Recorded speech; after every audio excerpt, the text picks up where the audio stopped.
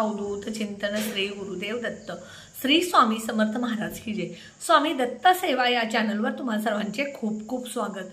तुम्हा सर्वांचं आरोग्य उत्तमाचं राहू दे, राहिलेलं आयुष्य आरोग्यदायी जाऊ दे, तुम्हा सगळ्यांना दीर्घायुष्य मिळू दे अशी मी स्वामी चरणी प्रार्थना करते आणि माझ्या व्हिडिओला सुरुवात करते।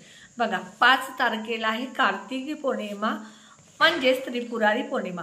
त्रिपुरारी पौर्णिमा म्हणजे त्रिपुरारी राक्षसाचा वध देवा सगळ्या देवांनी म्हणून केलेला असतो आणि ह्या दिवशी आपण देव दिवाळी म्हणून साजरी करत असतो। तर ह्या दिवशी आपल्याला 750 वातींचा हा उपाय करायचा आहे।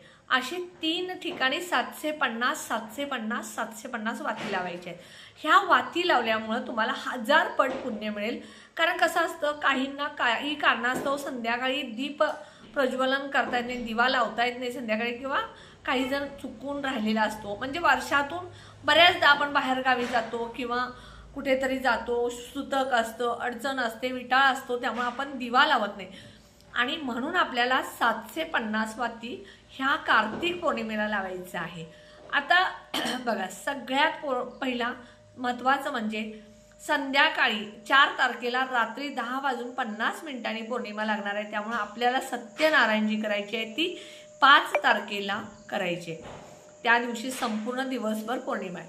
संध्याकाळी पौर्णिमेला सत्यनारायण घरच्या घरी केंद्रामध्ये करायचे। ज्या घरामध्ये प्रत्येक पौर्णिमेला सत्यनारायण केली जाते, गुरुजींना बोलवून करा किंवा घरच्या घरी तुम्ही स्वतः स्त्रियांनी केली तरी चालेल। त्यामुळे तुमच्या घरात कधीच लक्ष्मीची कमी पडत नाही, कारण अखंड लक्ष्मी प्राप्तीसाठी ही सत्यनारायण पूजा आपल्याला करायची आहे। त्यामुळे तुम्ही नक्की प्रत्येक पौर्णिमेला सत्यनारायण घरच्या घरी करत जा। मी 2010 पासून मी घरच्या घरी सत्यनारायण करते, त्याचं फळही मला तसं मिळालेलं आहे। त्यामुळे तुम्हीही करा संकल्प करून। जर तुम्ही 11 पौर्णिमा, उद्या कार्तिकी पौर्णिमेपासून तुम्ही 11-21 पौर्णिमेचा जर संकल्प केला तर तो संकल्प करत असताना तुम्ही कशासाठी करता, तर त्यासाठी तुम्ही संकल्प करायचा। म्हणजे तुम्ही घरामध्ये अखंड स्थिर लक्ष्मी प्राप्ती असेल, किंवा तुमच्या मुलांच्या नोकरीमध्ये प्रमोशन मिळून लक्ष्मी प्राप्ती असेल, व्यवसायात वाढ होऊन लक्ष्मी प्राप्ती असेल, त्यासाठी जर तुम्ही संकल्प करून 11 जर सत्यनारायण केला तर तुम्हाला 3 ते 4 सत्यनारायणच्या पूजेपर्यंतच फरक जाणवेल। त्यामुळे ह्या सुद्धा संकल्पाच्या तुम्ही पूजा केला तर चालेल। आता बघा, सत्यनारायण पूजा ही आपल्याला 5 तारखेला संध्याकाळी करायचं आहे। पौर्णिमा आहे आपल्याला त्या दिवशी, कार्तिक पौर्णिमा असल्यामुळं कार्तिक स्वामींच्या मंदिरात जायचं आहे।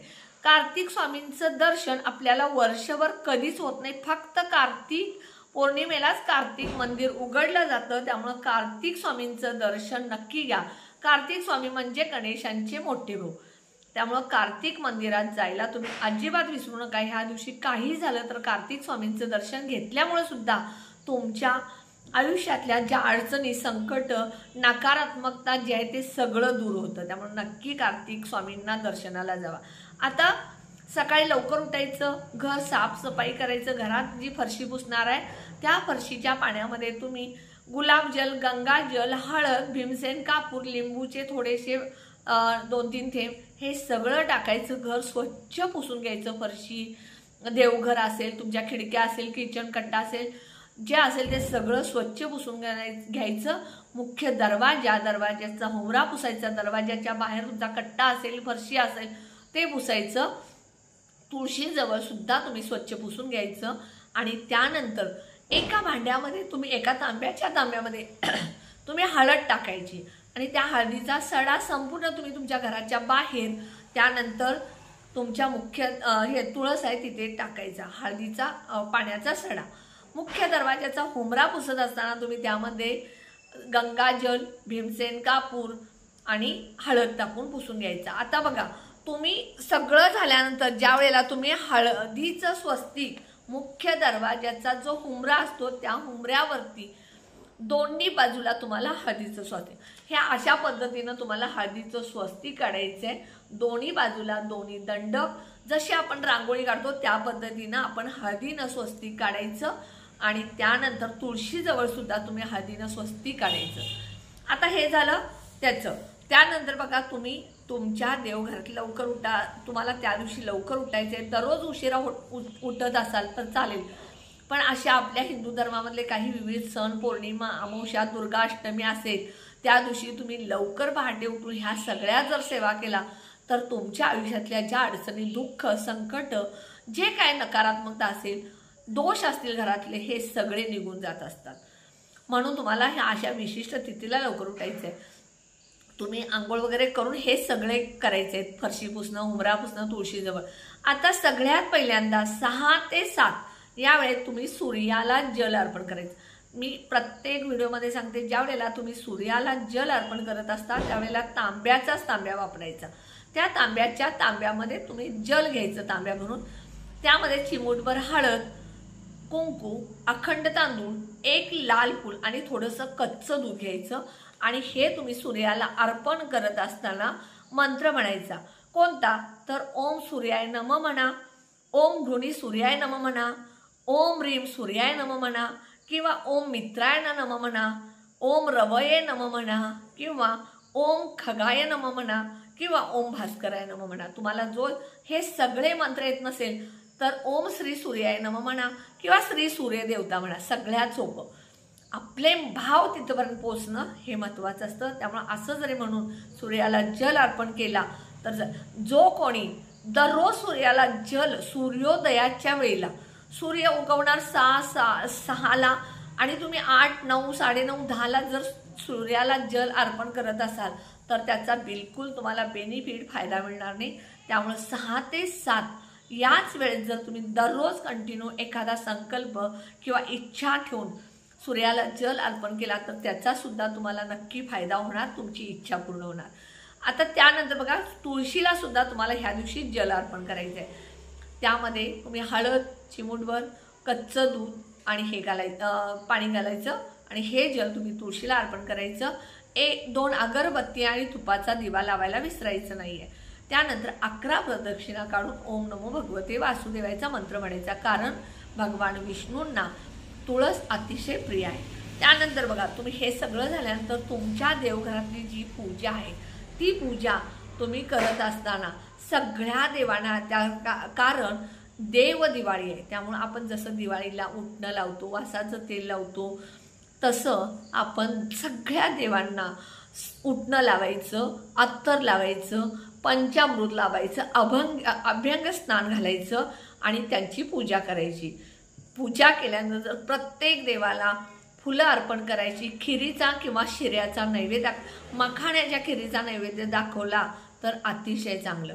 त्यानंतर आरती करायची. गणेशाची आरती करा, दुर्गा माताची आरती करा, लक्ष्मीची आरती करा, महाराजांची आरती करा, भगवान विष्णूंची आरती करायची. हे झालं. त्यानंतर दरवाजाजवळ एक दिवा लावायचा सकाळी सुद्धा, तुळशीजवळ तर तुम्हाला मी सांगितलं. त्यानंतर बघा, संध्याकाळी आपल्याला सत्यनारायण करायचे. सत्यनारायण झाल्यानंतर तुम्हाला 3 ठिकाणी 750, 750, 750 अशा 3 ठिकाणी वाती लावायच्या आहेत. ह्या 750 ज्या वाती आहेत तुम्हाला देव पूजेचं जिथं साहित्य मिळतं त्या ठिकाणी मिळून जातील, कारण आता इतक्या 750 वाती घरामध्ये करणं कुणालाही शक्य नाही. इतकं धावपळीचं आपलं आयुष्य झालेलं आहे. प्रत्येकजण जॉब करणं किंवा काही ना काही घरामध्ये बसून उद्योग वगैरे करत असतात, त्यामुळं 750 वाती आपल्याला पूजेच्या साहित्याच्या दुकानावर मिळेल. आता ह्यामध्ये तुम्ही तूप घातलं तरी चालेल किंवा तिळाचं तेल घातलं तरी चालेल. संपूर्ण वाती भिजल्या पाहिजेत इतकं तेल त्यामध्ये पूर्ण भिजवायच्या वाती. एखादी मोठी, आपण दसऱ्यामध्ये बघा अखंड दिवा जाळण्यासाठी जी पंती मातीचा दिवा तो ती आणा, त्यामध्ये हे घालायचं आणि देवघरामध्ये तुम्हाला हा दिवा प्रज्वलित करायचा आहे. दुसरा दिवा जो आहे तो तुम्ही मंदिरामध्ये, कुठलाही महादेवाचं मंदिर असेल, कार्तिक स्वामींचं तुमच्या जवळपास मंदिर असेल, नसेल तर स्वामी समर्थ दत्त महाराजांचं मंदिर असेल तिथं, आणि तिसरा दिवा तुमच्या जवळपास नदी, घाट असेल तिथे.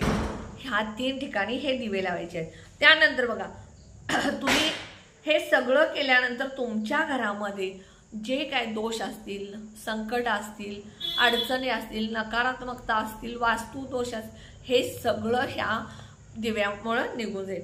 आता ह्यानंतर तुम्हाला भगवान विष्णूंना ह्या दिवशी पिवळी मिठाई आणि माता लक्ष्मीला तुम्ही खिरीचा नैवेद्य दाखवायचा आहे. हे सगळं तुम्ही या दिवशी करायचं आहे। कार्तिक पौर्णिमेला तुम्हाला तारक मंत्र, श्री सूक्त, व्यंकटेश स्तोत्र, महालक्ष्मी अष्टकम, विष्णू सहस्त्रनाम ह्या सुद्धा सेवा करायचे। ह्या दिवशी तुम्हाला शक्य असेल हवन करा। हवन सुद्धा तुमच्या घरात फार लक्ष्मीचा तुम्हाला आशीर्वाद मिळतो, तुमच्या घरामध्ये अखंड स्थिर लक्ष्मी प्राप्ती होते। त्याचबरोबर कुंकुमार्जन करायला विसरू नका। श्री सूक्तवरती कुंकुमार्जन करा। श्री सूक्त तुम्हाला हवं असेल तर मी व्हॉट्सॲप नंबर देते, त्या व्हॉट्सॲप नंबरला तुम्ही श्रीयंत्र मागवू शकता। पंचधातूचं श्रीयंत्र तुम्हाला ऑर्डर केल्यानंतर 10 दिवसात कुरिअर केलं जाईल। ॲड्रेस आणि तुमचं हे फोन नंबर दिला तरी चालेल आणि हे सिद्ध करून दिलं जाईल। त्यामुळे नक्की तारक मंत्र मागवू शकता, तारक मंत्र श्रीयंत्र मागवू शकता। श्रीयंत्रावरती सुद्धा तुम्ही कुंकुमार्जन केलं तर तुम्हाला अतिशय त्याचा फायदा होईल। महालक्ष्मीची मूर्ती असेल त्यावरती कुंकुमार्जन करा।